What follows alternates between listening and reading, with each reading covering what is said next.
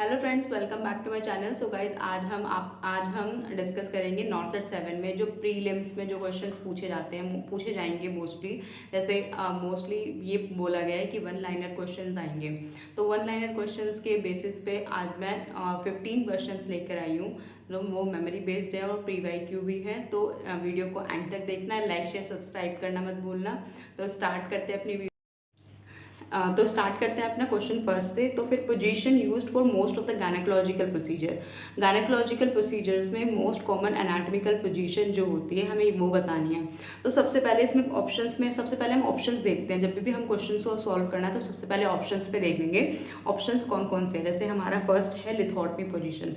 लिथोटमी position हमें पता है, लेकिन सेकेंड ऑप्शन क्या है? लिथोटमी पोजीशन हमारी गायनेकोलॉजिकल प्रोसीजर में आती है। सेकेंड है सुपाइन पोजीशन। सुपाइन पोजीशन हमें पता है टुवर्ड्स द स्काई की तरफ जो होगा, फेस टुवर्ड द स्काई की तरफ होगा। This is the supine position. And prone position का मतलब फेस टुवर्ड्स द अर्थ की तरफ होगा। तो this is the prone position. ठीक है, तो ऐसे हम सुपाइन पोजीशन प्रोन पोजीशन तो हो नहीं पाएगी क्योंकि इसमें पेरिनियम विजिबल नहीं हो सकता। ठीक है, Sims position, Sims lateral position, ये डोर्सल रिकमेंड पोजीशन को सिम्स लेटरल पोजीशन। जैसे मान लो इस तरीके से पोजीशन है, यानी कि हमारी नी हमारे बैंड है और लेकिन सीधा स्ट्रेट है। तो इसमें सिम्स पोजीशन में एनल एरिया को विजुलाइज करने के लिए सिम्स पोजीशन यूज कर जाती है। Lithotomy position is the best option is for the gynaecological procedure. अब नेक्स्ट हम बात करते हैं thyroid eye disease. Thyroid eye disease question है नेक्स्ट है thyroid eye disease. Thyroid eye disease is also known as thyroid eye disease का मतलब जब होता है कि हमारे में क्या होता है, हमारे आईज में स्वेलिंग हो जाती है। ठीक है, आइज़ का मतलब अगर किसी पेशेंट को थायराइड हुआ है तो थायराइड में हमारी क्या होता है, आई में भी डिफेक्ट होने लग जाता है, आइज़ में हमारी क्या हो जाता है, डिजीज हो जाती है। तो this is also known as the, जैसे हम बात करें, जैसे ऑप्शंस देखें तो ग्रेव्स ऑर्बिटोपैथी। जैसे हमें पता चल रहा है कि ग्रेव्स डिजीज जो होती है हमारी क्या होती है, मिक्सडीमा। ग्रेव्स डिजीज जो होती है हाइपरथायराइडिज्म कंडीशन में ग्रेव डिजीज देखते हैं। ठीक है, तो ये कंडीशन जो हो सकती है हमारे थायराइड आई डिजीज को हम ग्रेव ऑर्बिटोपैथी भी कहते हैं। और नेक्स्ट है हाशीमोटो डिजीज। हाशीमोटो डिजीज जब होता है जब हम थायराइड हार्मोन कम हो जाते हैं। हाशीमोटो डिजीज जो होता है ऑटोइम्यून डिसऑर्डर होता है। ये बाय बर्थ से भी हो सकता है या फिर किसी भी एज पर हो सकता है। इसमें क्या होता है, थायराइड हार्मोन का लेवल कम हो जाता है। हाशीमोटो डिजीज तो हो नहीं सकती है। गाइटर डिजीज में क्या होता है, गाइटर में क्या होता है, हमारा enlargement of the thyroid gland की एनलार्जमेंट हो जाती है। और नेक्स्ट ऑप्शन जो थायराइड नोड्यूल्स, थायराइड नोड्यूल्स को हम थायराइड आई डिजीज नहीं बोलते हैं। तो ये तो ऑप्शन नहीं हो सकता है। तो ये लास्ट के 3 ऑप्शन नहीं होंगे और फर्स्ट ऑप्शन होगा हमारा ग्रेव्स ऑर्बिटोपैथी। इसे मार्क कर लेना, जो क्वेश्चंस आपको नए लगे उसको मार्क कर लेना और ध्यान में रखना, क्योंकि PYQ से ही रिपीट क्वेश्चंस बनते हैं। ठीक है, अब नेक्स्ट क्वेश्चन थर्ड है, how many items are included in WHO surgical safety checklist. अब मैंने लास्ट क्लासेस में बताया था surgical safety checklist not set 7 में मोस्ट कॉमनली अब पूछा जा रहा है। 2-3 साल लास्ट प्रीवियस ईयर से पूछा जा रहा है कि सर्जिकल सेफ्टी चेकलिस्ट में कौन कौन से स्टेप्स होते हैं और इसके साथ इन्होंने पूछ रखा है आइटम्स कितने होते हैं। आइटम्स का मतलब जिन पे हमें टिक मार्क करना होता है, येस और नो करना होता है पेशेंट के लिए।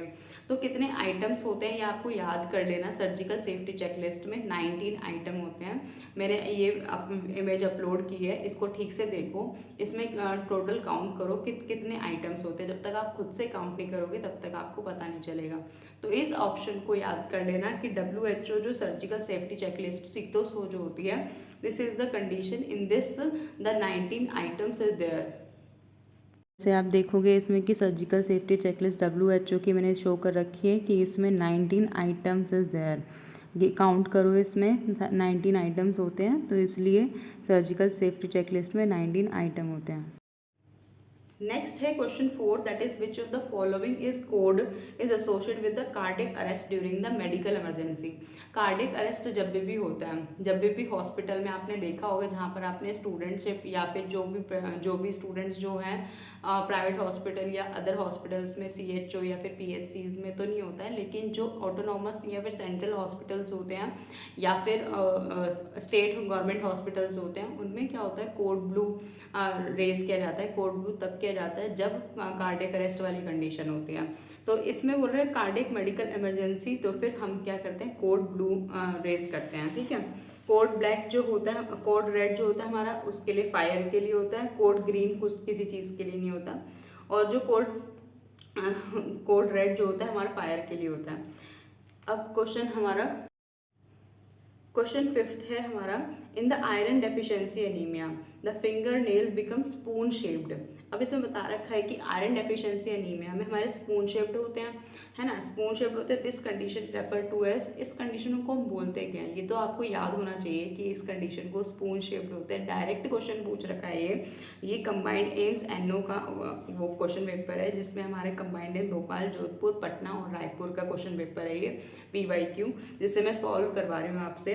तो सेकेंड इसमें क्वेश्चन पूछ रखा है कि आयरन डेफिशिएंसी एनीमिया में अगर स्पून शेप्ड फिंगर नेल्स हो जाते हैं तो इसका ऑप्शन सीधा सीधा है कि कोइलोनाइकिया होगा इसका ऑप्शन। तो इसमें पैरानाइकिया कंडीशन किस में होती है? पैरानाइकिया कंडीशन वो होती है जब नेल्स के साइड में पस हो जाती है या कोई इन्फेक्शन हो जाता है। जैसे हम ज़्यादा नेल्स बढ़ जाते हैं तो वहाँ पर क्या हो जाता है, हमारा इन्फेक्शन हो जाता है, रेडनेस, स्वेलिंग हो जाती है और पस की फॉर्मेशन आती है। तो this is known as the पैरानाइकिया।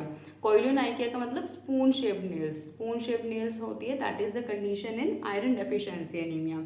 और अगर हमारा ब्लैब कंडीशन है, ब्लैब का मतलब फिंगर टिप्स पे collection of the pus in the finger tips, collection in the finger nails में हो जाती है। और अगर फेलोन कंडीशन, जैसे फोर्थ ऑप्शन है felon condition, at the finger tip पे बैक्टीरियल इन्फेक्शन हो जाता है। दिस इज नोन एज कोई भी अगर फ्लूइड की कलेक्शन हो गई है, ब्लैब कंडीशन होती है इन द फिंगर नेल्स पर, ठीक है। और अगर हमारी फिंगर टिप्स पे होती है तो this is the condition of felon condition. ये चारों ऑप्शन आपको पता होना चाहिए, चारों ऑप्शन में आपका आंसर क्या होगा। अगर आपको नहीं पता है तो क्रॉस करने की कोशिश करो, जैसे क्या हो दूसरे ऑप्शंस को नेग्लेक्ट करने की कोशिश करो, तब जाके आपका एक क्वेश्चन का आंसर मिल पाएगा आपको, अगर नहीं पता है। अब नेक्स्ट क्वेश्चन है, how the blood loss measure in the postpartum haemorrhage. अगर पोस्टपार्टम हैमरेज हो जाता है तो हम ब्लड लॉस को मेजर कैसे करेंगे? तो इसमें चार ऑप्शन दे रखे हैं। फर्स्ट इज एस्टिमेट करेंगे नंबर ऑफ पैड्स और द वेइंग करेंगे, या फिर स्पॉन्जेस, जितने भी स्पॉन्जेस हमने यूज़ किए हैं तो ऐसे भी हम कर सकते हैं कि ब्लड लॉस, या फिर PPH में क्या होता है, ब्लड लॉस का होता है, जैसे रेकरेंट हैमरेज, कंसील्ड होता है, रेकरेंट होता है, ये सारी चीज़ें हमने पढ़ी थी ना PPH में।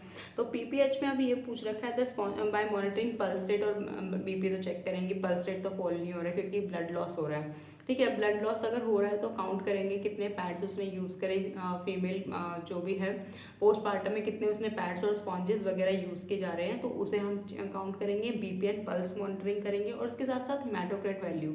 ये तीनों option is correct, all are the correct, का answer will be the all of the above, ठीक है। अब नेक्स्ट क्वेश्चन 7 है, that is a sequential compressive device. Sequential compressive device for the treatment of DVT। जब भी deep vein thrombosis condition होती है, जब भी thrombus in the deep when में, हमारे थ्रोम्बोस इन द लेग्स में मोस्ट कॉमनली होता है, जो लोग ज़्यादा देर तक खड़े रहते हैं तो उसमें मोस्ट कॉमन चांसेस होते हैं DVT होने के, डीप वेन थ्रोम्बोसिस होने के। तो डीप वेन थ्रोम्बोसिस में मोस्ट कॉमनली ये होता है सिक्वेंशियल कंप्रेसिव डिवाइसेस का यूज़ करते हैं। सिक्वेंशियल कंप्रेसिव डिवाइस का मतलब सिक्वेंशियली कंप्रेस करती है सो दैट कि ब्लड क्लॉट्स क्या हो जाए, हमारे मूव कर जाए, ब्लड क्लॉट्स जो होता है प्रिवेंट हो, ताकि ब्लड क्लॉट्स की फॉर्मेशन ना हो। और ये सिक्वेंशियली क्या करती है, कंप्रेस करती है, तो इसलिए नेम सजेस्ट दैट विद। अब ऑप्शन दे रखे, formation of thrombus within the deep vein, ये क्या करता है, ensures the formation of the thrombus within the deep vein. Sequential, पहले क्वेश्चन को अच्छे से पढ़ना। Sequential compressive device used for the treatment of DVT patient ensure क्या करता है, walking and preventing the blood clots, prevent the patient from the hypothermia and none of the above. देखो सिक्वेंशियल कंप्रेसिव डिवाइस क्या करती है, walking and prevent the blood clot, ये करती है, ठीक है, एंश्योर करती है ये। अगर हमने सिक्वेंशियल कंप्रेसिव डिवाइस अप्लाई कर रखी है तो ये क्या करती है, वॉकिंग कर सकते हैं हम आराम से इजीली, और इसके साथ साथ हम प्रिवेंट कर सकते हैं जो भी ब्लड क्लॉट की फॉर्मेशन है। सिक्वेंशियल कंप्रेसिव डिवाइस यही एंश्योर करती है, यही इसका काम होता है। नेक्स्ट क्वेश्चन है, the traction used for the cervical spine injury. अब सर्वाइकल स्पाइन इंजरी में ट्रैक्शंस कौन से होते हैं? सबसे मोस्ट इंपॉर्टेंट जो ये होता है, हेलोस ट्रैक्शन होता है, यही आंसर होगा इसका। Hallows traction will be the answer of cervical spine injury. Skin traction, skeletal traction नहीं हो सकता है, ऑल ऑफ दीज बिल्कुल भी नहीं होगा, तो option will be the first that will be the hello traction. ठीक है, ट्रैक्शंस के बारे में मैंने अपनी स्लाइड्स में डाल रखा है, जो BHU स्किल टेस्ट में मैंने ट्रैक्शंस के बारे में अच्छे से एक्सप्लेन कर रखा है, तो वाली वीडियो ज़रूर देख लेना उसकी। तो ट्रैक्शन के बारे में आपको क्लियरिफाई हो जाएगा कि जब भी हमारी स्पाइनल इंजरी हो जाती है तो स्पाइनल इंजरी में हमारा हेलो ट्रैक्शंस को अप्लाई करते हैं, सो दैट कि मूवमेंट को प्रिवेंट किया जा सकते और करा जा सके और जल्दी से हीलिंग प्रोसेस हो। इन द जैसे अब क्वेश्चन है 9th question, in the operation theatre during the cauterisation electric current passing through the single electrode. जब भी हम क्या करते हैं, जब भी ऑपरेशन थिएटर में होते हैं, कॉटराइजेशन अगर हमें करनी होती है, तब हमें क्या बोल रखा है, अगर सिंगल इलेक्ट्रोड को हम क्या बोलते हैं, सिंगल इलेक्ट्रोड का मतलब एज द नेम से, जैसे ऑप्शन में दे रखा है बूबी कॉटरी बोलते हैं, या फिर मोनोपोलर कॉटरी बोलते हैं, या बाइपोलर कॉटरी बोलते हैं, या बोथ A एंड B। अब देखो बूबी कॉटरी कुछ नहीं होता है, ठीक है। अब B ऑप्शन है मोनोपोलर कॉटरी। अब बोल रहा सिंगल इलेक्ट्रोड है तो मोनोपोलर कॉटरी होती है, डबल इलेक्ट्रोड होगा तो क्या होगा, बाइपोलर कॉटरी होगी। तो ये ध्यान में रखना है, अगर सिंगल इलेक्ट्रोड है तो मोनोपोलर कॉटरी, और अगर डबल इलेक्ट्रोड पूछ रखा होता है इसमें ऑप्शन, तब हमारा बाइपोलर कॉटरी होता है। तो इसमें ऑप्शन क्या होगा, B आंसर जो होगा विल बी करेक्ट। अब क्वेश्चन सेकंड है, that is the tracheostomy is done in which the tracheal ring. ये तो पता ही है, जब भी हम रेस्पिरेटरी वाले टॉपिक पढ़ते हैं, जब भी एनाटमी करते हैं, तो एनाटमी में पता चल जाता है कि जब भी ट्रैकियोस्टमी करते हैं the second and third tracheal ring में किया जाता है।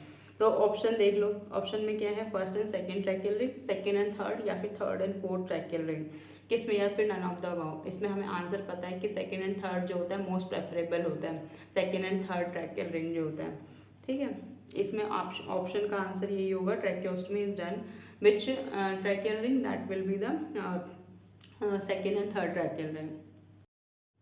अब क्वेश्चन 11th है, that is the instrument used for the measuring foetal heart rate.